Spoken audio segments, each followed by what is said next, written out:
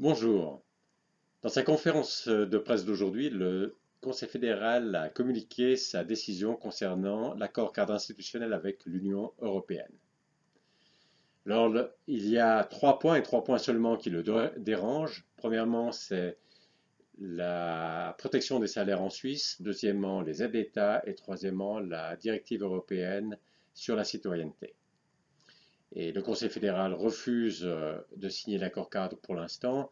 Il demande des clarifications sur ces 3 points et s'il obtient sur ces 3 points les clarifications qu'il demande, eh bien, il signera l'accord cadre.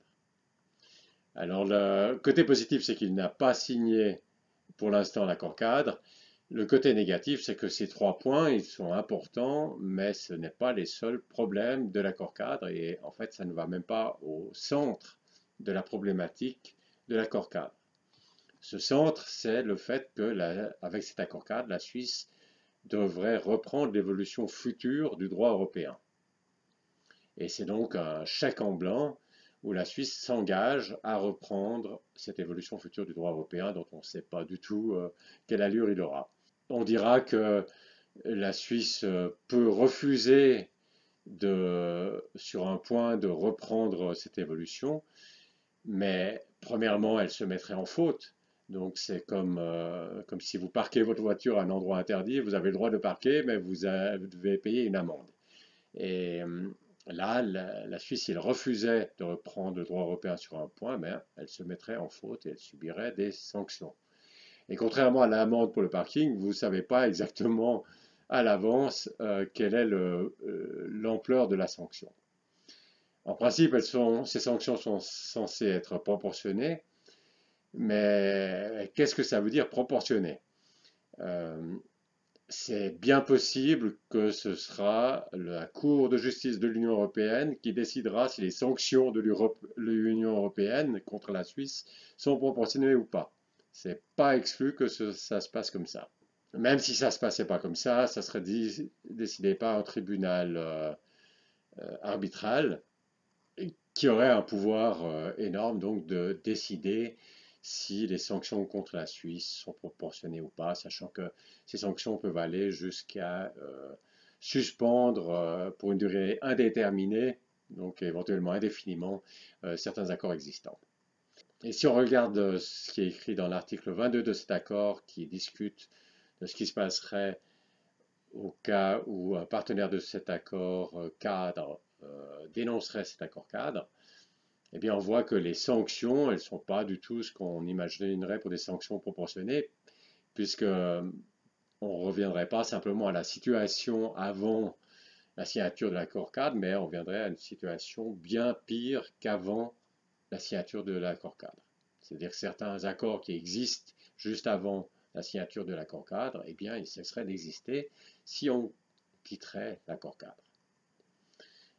Donc ça donne déjà une idée de l'idée assez farfelue que les gens se font de qu'est-ce que c'est qui est proportionné. Oui, bien sûr, il y a aussi l'article 9 qui dit qu'on ne pourrait pas se plaindre auprès de l'OMC si les sanctions étaient disproportionnées.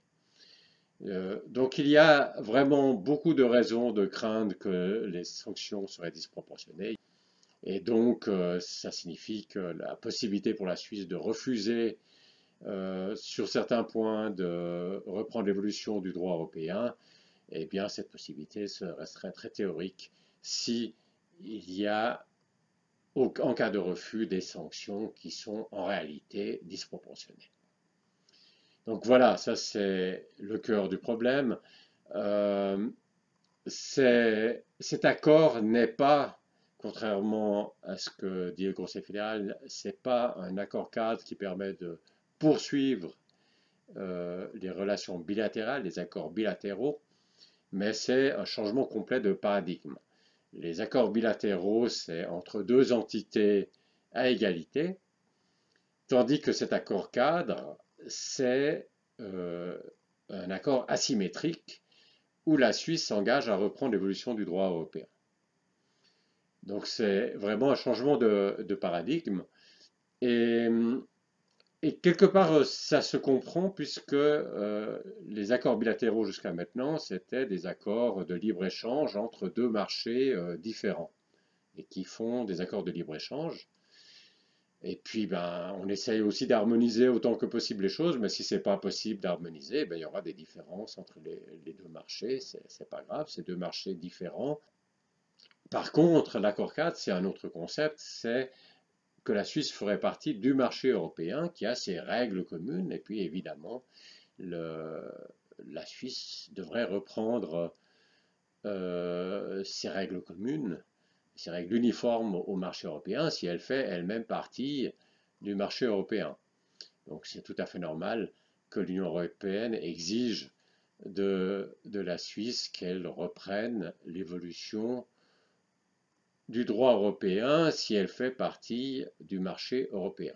Et l'Union européenne a même accepté tout ce mécano d'enfumage, mais tout ça, c'est au fond juste de l'enfumage. Et au fond, la Suisse, comme c'est normal, si elle fait partie du marché européen, devra reprendre l'évolution du droit européen si elle signe cet accord-cadre.